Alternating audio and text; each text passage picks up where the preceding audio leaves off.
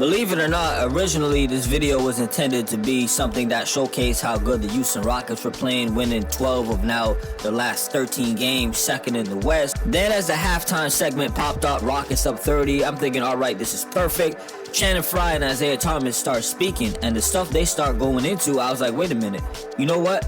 Let's actually talk about what's going on with the Phoenix Suns. Why are they down 30 at halftime, even if Bradley Beal is out and you got Kevin Durant and Devin Booker? So I'm going to play what Channing Frye had to say first. It's important that you hear in context how this conversation came about, because it's really Isiah Thomas that I want to focus on, and he replied to what Channing Frye had to say. There's about 4 to 5 different clips where Isiah Thomas is really critiquing the coaching of the Phoenix Suns, their effort, and a whole lot more. I got these clips for y'all. Like, share, and subscribe. We're going to get into it. Let people know that this is good content that they need to see. All right, here we go. Houston punched Phoenix in the mouth, and they just go, nah, I'm okay. It just is wild. The sense of pride isn't there. And it's uncommon to see teams like that. But Houston is relentless. And the passes that Phoenix throws, and little subconscious things that I've seen of like, we don't really want to be here. This isn't. It just looks like that. This is where the conversation started, and Isiah Thomas ended up responding. I'll say very quickly to what Channing Frye had to say. For a former player to have that kind of conclusion about your team, that you got punched in the mouth and you don't really look like you're fighting, it's one thing if fans notice it, if people in the media. When a former player says it, it's a whole nother different perspective that you get. And when an NBA legend responds on top of that, not only saying you're right and then goes deeper, well, let me start off with this to show you what I mean. Well, every team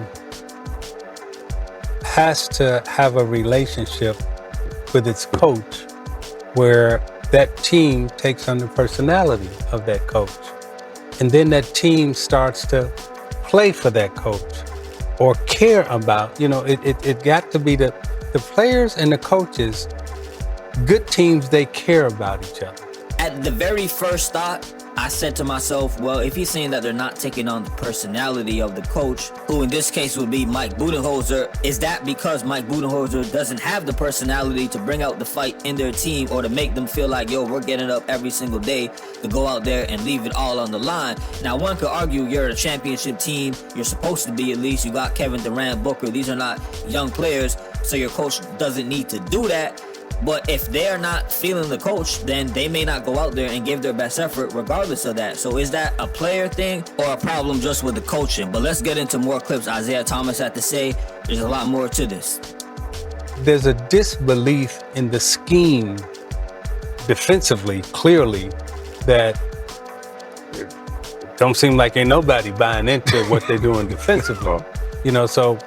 So either you have to change or adjust your defensive scheme. If you're forcing them to the middle, if you're saying you think you got shot blockers there, but Houston is always the bigger team out on the floor.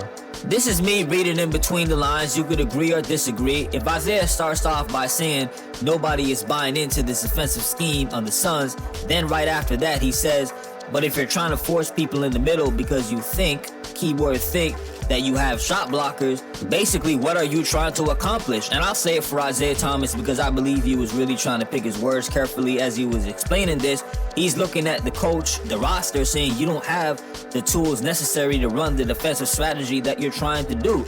And when it comes to the roster, the way it was built, I've always critiqued the Phoenix Suns and maybe the whole modern NBA that is constantly trying to do this small ball lineup. It doesn't always work. So when he mentions Houston is always the bigger team on the court, at least by today's standards, usually they say, well, you got to match up with a smaller lineup because the bigs can't guard the players out on the perimeter. This game was a clear example as to why that's not always the best conclusion to reach. And again, this is a team that won 49 games last year under Frank Vogel. And defensively, I think they were ranked, what? Top 5? Top 10? Definitely top. Let's since we don't know, but let's be generous and say top 15, right? They definitely won 29. Right? Yeah, this is garbage. Let's get into those statistics from last year with the Phoenix Suns, with Isiah Thomas now bringing up Frank Vogel. Of course, he was fired right after the Phoenix Suns were swept out of the playoffs by the Minnesota Timberwolves. The biggest problem with that series was really the Timberwolves defense was really clamping down on Kevin Durant and Booker. The Minnesota Timberwolves themselves are one of the best defensive teams. However, if we go back to that year and bring up the stats as Isiah was mentioning, they were a top 15 team for opponents' points allowed. Okay, so that's not too bad as the middle of the pack.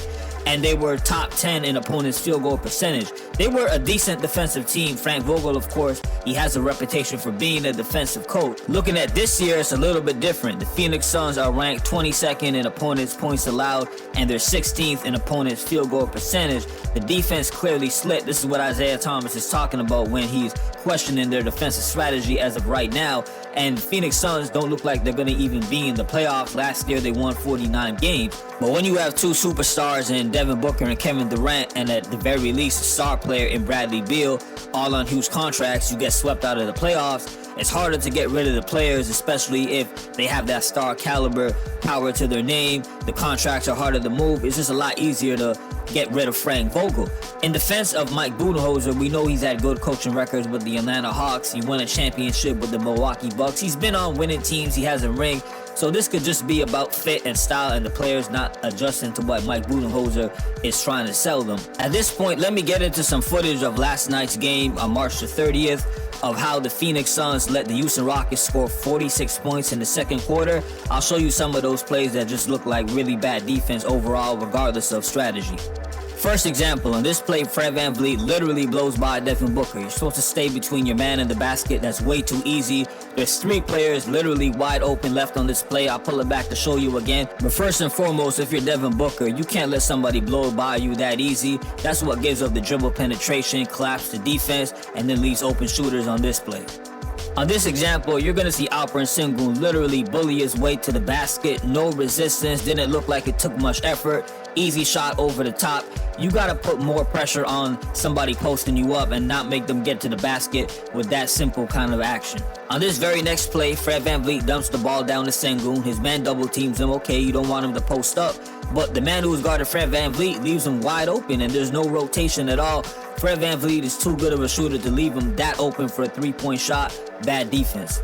This play comes down to effort. Literally, you got three players in the Phoenix Suns vicinity facing the ball, yet and still Steven Adams gets the rebound. He is a tough rebounder, big man, but three players in the paint, you got to get that. And it's going to lead to a basket that you're about to see right now, a wide open three-pointer. Where's the rotation? It doesn't look like they know what's going on in the court. Right here, you're going to see a Houston Rockets player posting up. Steven Adams is right near the basket, yet and still he just slips behind him and gets an easy dunk. If you're the Phoenix Suns defense and you're that near the basket with a guy like Steven Adams and all he does is take literally 1 or 2 steps away and y'all totally forget about him, again, it just speaks to where's the defensive awareness going on these plays. I mentioned in this game that the Houston Rockets scored 46 points in the second quarter on the Phoenix Suns. Well, they lost 148 to 109. They gave up 148 points. I know we're in an era where it's all about the offense. This looks like an all-star number kind of box score. The Houston Rockets shot 57% from the field and 58% from the three-point line. That is bad defense, to say the least. I'm going to end things right here. Y'all let me know where you see this Phoenix Suns team going. Are they going to fire Mike Budenholzer again just after they fired Frank Vogel the year before? Do they end up trading one of these players? I think they just need to get whatever they can for Kevin Durant or even Bradley Beal if they can get him to waive his no-trade clause. Start over. This is not making any sense to me, but y'all can tell me what you are really believing. Like, share, and subscribe. Hit me up in the comment section, and as always, salute for listening. Peace.